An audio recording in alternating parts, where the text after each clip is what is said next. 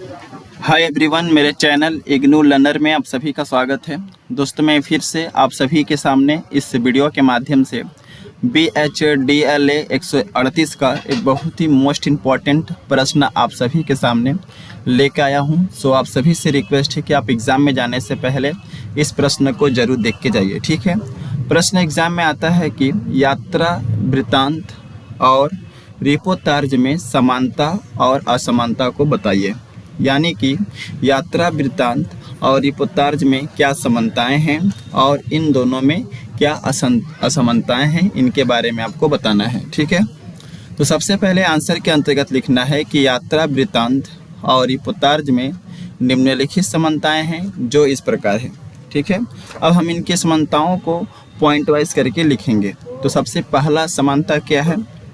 यात्रा वृत्तांत और रिपोर्तार्ज दोनों में किसी स्थान की यात्रा करनी पड़ती है। यानी कि यात्रा वृत्तांत में भी किसी स्थान का यात्रा करना पड़ता है और साथ ही साथ रिपोर्तार्ज में भी किसी स्थान का यात्रा करना पड़ता है। तो यह रहा सबसे पहला समानता। दूसरा समानता है कि यात्रा वृत्तांत और रिपोर्तार्ज दोनों में यात्रा प्रमुख मानी जाती है। यानी कि यात्रा वृत्तांत में भी और रिपोर्तार्ज दोनों में जो है यात्रा प्रमुख मानी जाती है। यात्रा के अभाव में न ही यात्रा वृत्तांत संभव है और न ही रिपोर्तार्ज संभव है। समझ गए। तीसरा है यात्रा वृत्तांत और रिपोर्तार्ज जो है दोनों में स्थान विशेष का कुछ ज़्यादा महत्व होता है। यात्रा वृत्तांत में भी किसी स्थान विशेष का महत्व होता है, रिपोर्तार्ज में भी क्या होता है, किसी स्थान विशेष का कुछ ज़्यादा महत्व होता है। तो यह रहा तीसरा समानता। चौथा समानता है यात्रा वृत्तांत और रिपोर्तार्ज दोनों वास्तविकता पर आधारित होती है, ठीक है। यात्रा वृत्तांत और रिपोर्तार्ज क्या है, दोनों वास्तविकता पर आधारित होती है, यानी कि रियलिटी पर। अर्थात इसमें लेखक वास्तविक घटनाओं का, किसी वास्तविक स्थान का या किसी वास्तविक अनुभव पर अपना विचार क्या करता है, व्यक्त करता है, ठीक है। यात्रा वृत्तांत में और रिपोर्तार्ज दोनों जो हैं यह वास्तविकता पर आधारित होती है। इसमें कोई भी लेखक जो है किसी वास्तविक घटना, स्थान और कोई सत्य अनुभव पर जो है अपना विचार व्यक्त करता है लेखक या कवि। इसके बाद आता है फिफ्थ नंबर पॉइंट, यात्रा वृत्तांत और रिपोर्तार्ज दोनों में ही वर्णनात्मक शैली का प्रयोग किया जाता है, ठीक है। यात्रा वृत्तांत और रिपोर्तार्ज दोनों में ही वर्णनात्मक शैली का प्रयोग किया जाता है। यह पांचवा समानता है। छठा समानता है इन दोनों का उद्देश्य पाठकों को जानकारी प्रदान करना होता है। यात्रा वृत्तांत पाठकों को नए स्थान, संस्कृतियों और लोगों के बारे में जानकारी प्रदान करता है, ठीक है। इन दोनों का उद्देश्य यानी कि यात्रा वृत्तांत और रिपोर्तार्ज दोनों का उद्देश्य होता है पाठक मतलब क्या, जो रिपोर्तार्ज या यात्रा वृत्तांत जब पढ़ रहा है, ठीक है, उन पाठकों को जानकारी प्रदान करना, ठीक है। उन पाठकों को क्या जानकारी प्रदान करना? पाठकों को नए नए स्थान के बारे में, नए नए संस्कृतियों के बारे में, नए नए लोगों के बारे में जो है उन्हें जानकारी प्रदान करना होता है। तो यह रहा छठवां नंबर समानता।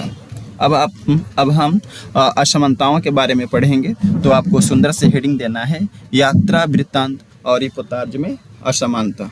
इस हेडिंग के अंतर्गत आपको लिखना है कि यात्रा वृत्तांत और रिपोर्तार्ज में निम्नलिखित असमानताएं पाई जाती हैं जो इस प्रकार हैं।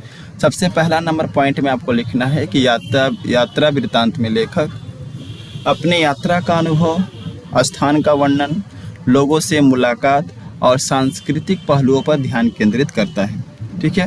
यात्रा वृत्तांत में क्या होता है, जो लेखक यात्रा वृत्तांत का वर्णन करता है वह अपने यात्रा का अनुभव, स्थान का वर्णन, लोगों से मुलाकात और सांस्कृतिक पहलुओं पर क्या करता है, ध्यान केंद्रित करता है।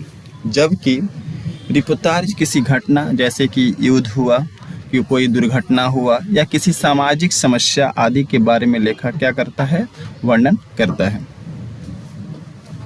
तो यह रहा पहला अंतर। दूसरा अंतर है यात्रा वृत्तांत में लेखक का अपना व्यक्तिगत दृष्टिकोण, उनकी भावनाएं और विचार आदि शामिल रहता है, ठीक है। यात्रा वृत्तांत में क्या है, लेखक का अपना व्यक्तिगत दृष्टिकोण, अपना व्यक्तिगत भावनाएं और अपना व्यक्तिगत जो विचार है वह शामिल होता है। किसमें? यात्रा वृत्तांत में। जबकि रिपोर्टाज में लेखक का दृष्टिकोण वस्तुनिष्ठ होती है ताकि घटना का निष्पक्ष वर्णन किया जा सके। तीसरा नंबर पॉइंट में लिखना है कि यात्रा वृत्तांत में लेखक अपनी शैली और भाषा का उपयोग करता है, जबकि रिपोर्टाज में भाषा सरल, स्पष्ट और सूचनात्मक होती है। ठीक है, रिपोर्टाज में भाषा कैसी होती है भाई? सरल, स्पष्ट और सूचनात्मक होती है, जिससे कि घटना को सटीक रूप से प्रस्तुत किया जा सके। ठीक है, फोर्थ नंबर पॉइंट में आपको लिखना है कि यात्रा वृत्तांत का उद्देश्य पाठकों को यात्रा के माध्यम से नया स्थान और संस्कृतियों से परिचित कराना होता है। समझ गए? यात्रा वृत्तांत का क्या उद्देश्य है कि जो पाठक यात्रा वृत्तांत के बारे में पढ़ रहे हैं उन्हें यात्रा के माध्यम से नए स्थान के बारे में, नए संस्कृतियों के बारे में उन्हें परिचित कराना है। जबकि रिपोर्टाज का उद्देश्य है कि किसी घटना के बारे में पाठकों को सटीक जानकारी देना और घटना के प्रति जो है जागरूक करना होता है। ठीक है, तो ये रहा यात्रा वृत्तांत और रिपोर्टाज में अंतर और समानताएं। काफ़ी ज़्यादा इंपॉर्टेंट क्वेश्चन है और हर बार जो है परीक्षा में आता है। और यहाँ पे मैं आपको बता दूं कि अगर आपको इसका PDF चाहिए तो आप टेलीग्राम चैनल से जुड़ सकते हैं। वीडियो के डिस्क्रिप्शन में टेलीग्राम चैनल का लिंक है, जल्दी से लिंक पर क्लिक कीजिए और टेलीग्राम चैनल से जुड़िए। ठीक है, so best of luck for all of you for your exam and thanks for watching my video. जय हिंद, वंदे मातरम।